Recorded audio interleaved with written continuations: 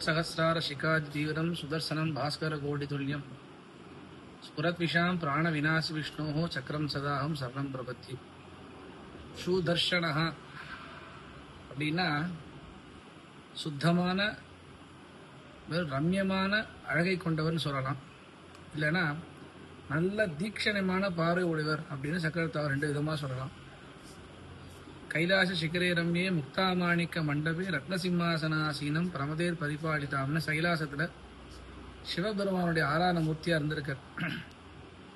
இந்த சக்கரத்தாழ்வார் அப்படின்னா எப்பேற்பட்ட விசேஷங்கள் கொண்டவர் அப்படின்னா, பெருமாளுடைய மனசக்தி என்ன உண்டோ அதான் சக்கரத்தாழ்வார்.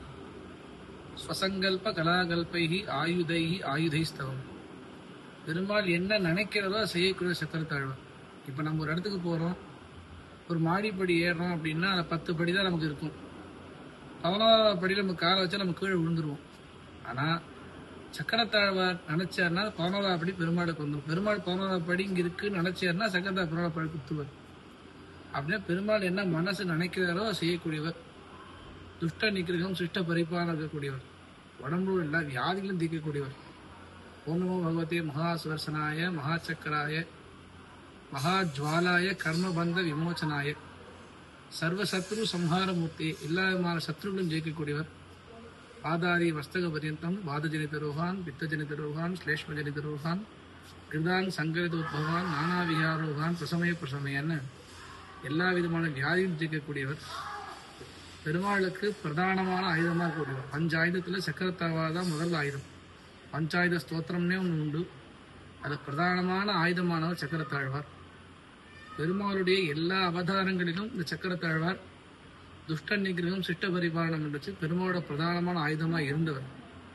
அவர் என்னென்ன அவதாரத்தில் எப்படி ஆயுதமாக இருந்தார் அப்படின்றத பார்க்கலாம். பெருமாளுடைய எல்லா அவதாரத்திலையும் ஒரு ஆயுதமாக இருந்தார் அப்படின்னு சொன்னோம். எப்படி அப்படின்னு பார்த்தா, பிரதானமான 10 அவதாரங்கள், 10 அவதாரம் மத்ஸ்யகூர்ம வராக நிருசிம்மவாமன பரசுராம ராமபலராம கிருஷ்ணன்ற 10 அவதாரத்தில் பெருமாளுக்கு பிரதானமான ஆயுதம் இவர் தான் அப்படின்னு சொன்னோம். எப்படின்னா, மத்ஸ்ய அவதாரத்தில் பெருமாளுடைய கண்ணாக இருந்தார். கூர்மாவதாரில் பெருமாளுடைய ஓடாக இருந்தார். வராக அவதாரில் பெருமாள் தந்தத்து நொடியில் இருந்தார். நிருசிம்மாவதாரில் நகாகிரி சகலி சக்கரி நெஸ்தம்பீரம் நமாமிகம்னு பெருமாளுடைய நகத்தோடு நுனியில் இருந்தார். வாமனாவதாரத்தில் சுக்கரன் கண்ணையை துரும்பால் குத்திய சக்கர கையனை அச்சோ அச்சோன்னு பெருமாளுடைய தர்பையில் இருந்தார். பரசுராம அவதாரில் பெருமாளுடைய பரசுன்னு சொல்லக்கூடிய அந்த கலப்பின் நுனியில் இருந்தார். ராமாவதாரில் கேட்கவேனா பெருமாளுடைய ராமனுடைய வில்லினுடைய நுனியில் அம்பு நுனியில் இருந்தார். பலராமாவதாரில் பெருமாள் கலப்பின் நுனியில் இருந்தார். கிருஷ்ணாவதாரத்தில் சாக்ஷாத் பெருமாள் கிருஷ்ணனுடைய சக்கரமாகவே விளங்கியவர்.